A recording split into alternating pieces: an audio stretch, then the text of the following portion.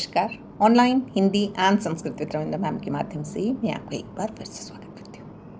आज ये वीडियो मैं इसलिए बना रही हूँ कि R1, R2 एंड R3 के लिए कुछ और इन्फॉर्मेशन आई है, तो मेरा मन था कि मैं आपको भी वो इन्फॉर्मेशन दे दूँ। नई इन्फॉर्मेशन के अनुसार कक्षा 10 में जो विद्यार्थी अभी हैं उन्हें बिल्कुल परेशान होने की ज़रूरत नहीं है, क्योंकि उनके लिए ये 3 भाषाओं का फार्मूला R1, R2, R3 लागू नहीं होता है और ना ही उन्हें बोर्ड की परीक्षा में कोई भी परिवर्तन का सामना करना पड़ेगा।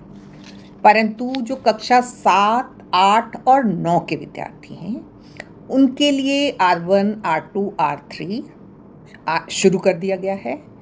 वे 3 भाषा फार्मूला, जिसमें से एक विदेशी भाषा, आप इंग्लिश, फ्रेंच, जर्मन कुछ भी ले सकते हैं, जो मूलतः मेरे ख्याल से हर स्कूल तो इंग्लिश लेना पसंद करेगा। 2 इंडियन लैंग्वेजेस, जिसमें से एक हिंदी होती है और नॉर्मली एक प्रादेशिक भाषा होती है, या यूपी, बिहार, एमपी के लिए एक हिंदी होगी, एक संस्कृत होगी। आप अपने विद्यालय से पता करेंगे कि वहाँ कौन सी 2 भाषाएं पढ़ाई जाती हैं।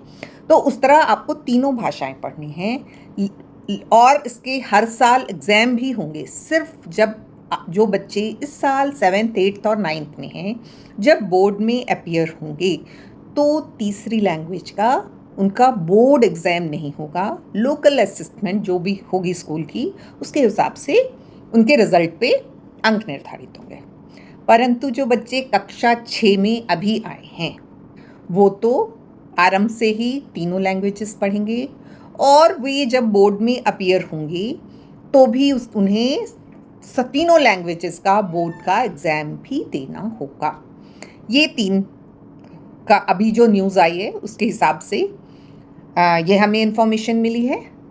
मुझे पता है पेरेंट्स और स्टूडेंट्स थोड़े से परेशान हैं इस बात को लेकर, परंतु मैं फिर से एक बार याद दिला देना चाहती हूँ, कक्षा 8 तक तो विद्यार्थी ऑलरेडी 3 भाषाएं पढ़ रहे हैं। इंग्लिश भी पढ़ रहे हैं, हिंदी भी पढ़ रहे हैं और एक जो दूसरी प्रादेशिक भाषा या इंडियन लैंग्वेज की बात हो रही है उसके बदला फ्रेंच, जर्मन, स्पेनिश वगैरह पढ़ रहे हैं। जो पढ़ रहे हैं उनको ज़रूर दिक्कत आएगी, परंतु जो ऑलरेडी हिंदी, संस्कृत के साथ आगे बढ़ रहे हैं, मेरे ख्याल से उनको कोई भी दिक्कत नहीं आनी चाहिए।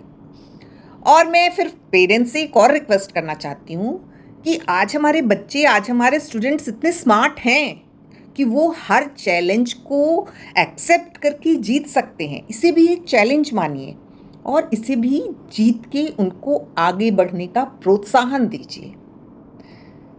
और इसके लिए हम टीचर्स भी लगातार प्रयत्न कर रहे हैं कि हमारे बच्चों को परेशानी ना हो, उन्हें बेसिक नॉलेज भी मिले। इसके लिए मेरे इस online Hindi and Sanskrit with Ravindra ma'am channel, जो यूट्यूब पे भी है, बेसिकली फेसबुक पे भी है, एक पेज है online Hindi and Sanskrit with Ravindra ma'am, उसमें आप जाएं। मैंने बिगनर्स के लिए एक पूरी सीरीज़ बनाई है, बेसिक से लेके बच्चों को शब्द क्या हैं, वर्ण क्या हैं संस्कृत के, उससे सब कुछ जो बिल्कुल बेसिक है, मैंने उसके लिए एक सीरीज़ बनाई है।